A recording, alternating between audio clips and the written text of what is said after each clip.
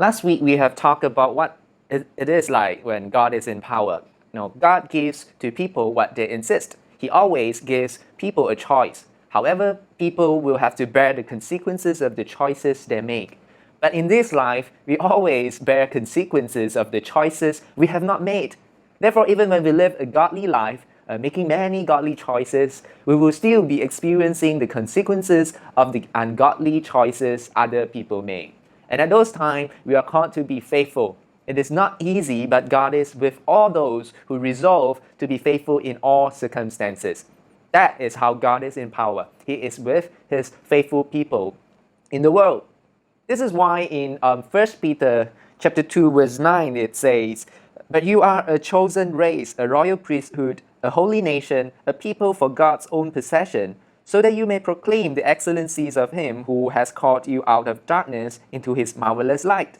And in verse 12 says, "Keep your behavior excellent among the Gentiles, so that in the thing in which they slander you as evildoers, they may, because of your good deeds, as they observe them, glorify God in the day of visitation." First Peter has its unique context, which caused Peter to teach in the manner which he did. We could read in First Peter that the Christians were not welcomed and the teachings were not well received by the world. That's right. In this profit and benefit driven world, who would want to hear about justice and righteousness? So Peter affirmed them once again that they are a chosen race, a royal priesthood, a holy nation, a people for God's own possession. That is why they were able to put God's will above their own interests. And they were given the purpose of proclaiming Jesus Christ as the King. Now today we are also a chosen race, a royal priesthood, a holy nation, a people for God's own possession. That is why we are able to put God's will above our own interests. That is why we have the desire and courage to pursue justice and love in this unjust and unloving world. And the way Christians do that is by keeping our behavior excellent among the unbelievers. Even though they misunderstand us, they slander us, mistreat us, persecute us, and even exploit us because of such excellent spirit we have in us, they may still be able to see our good deeds. In other words, justice and love may not be the reality of our surroundings, but as a people chosen by God, justice and love are and is supposed to be a reality among us. That's right, justice and love may not rule in our society, but they rule over us individually as a Christian, and they rule over us collectively as the church. The kind of justice that cannot be found in an ungodly society is meant to be ever available in the church and individual Christians. The kind of love that cannot be found in an ungodly society is meant to be ever available in the church and individual Christians. We rightly want the administrations of our country to embody justice and love, but we must want it as strongly and firmly in the church and our own Christian life. This is not legalism. This is God being in power in us as individual Christians and as the church. If we would allow untruthful leaders to lead the church, what can we say about unbelievers wanting untruthful leaders to lead the country?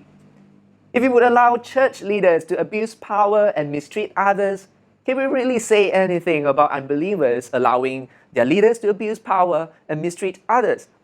Sometimes it is not that such things have not happened in the church or among Christians. They certainly happened.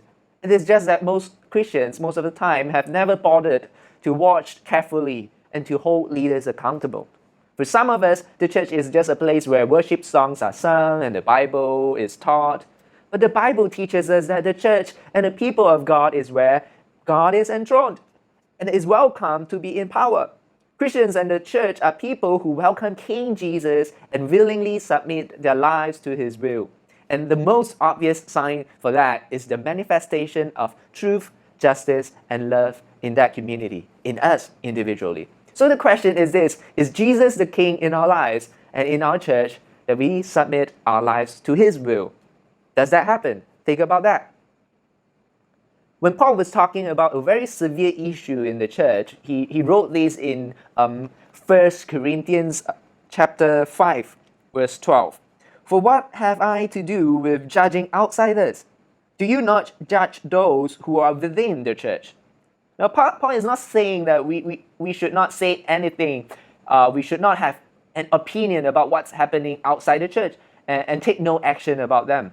But he's saying that comparing to piling up demands on people who do not share the same faith with us, we surely have the responsibility to demand from those who share the same faith. Demand from them, especially the leaders, to live as God has ordained His people to live. As God has ordained His people to be, that is what we should demand, and we should really request that. We are a holy nation by the grace of God. When you read about Jesus in the Gospels, you will find that He is nice and kind to most of the people. Sometimes He does and says things people cannot understand, but He is generally kind and loving. Because of that, the general population loves and welcomes Him everywhere He goes. But there are two groups of people He has really high demands, and He often rebukes and speaks to them in a more serious and even a more stern kind of tone. Who are these people? They are the disciples and the leaders of faith. And this fits what we have just read from 1 Corinthians chapter 5, verse 12. Compared to the wider society, disciples are called to first administrate God's rule among the believers, which is the church. These amazing qualities are first ordained to be the nature of the church. Now that the election in Sabah is over, while we still submit the cause of Sabah and Malaysia to the Lord prayerfully, we will continue our pursuit of truth, justice, and love in our lives. And our pursuit will be apparent to the world, because these are not qualities we claim only during elections or when something unusual happens. These are the foundation qualities of all disciples. So may God help us all to be Christ-like in this season and beyond, that the world will see that God is in power in our lives, in our church, that the world will see the Christ in us and give glory to God.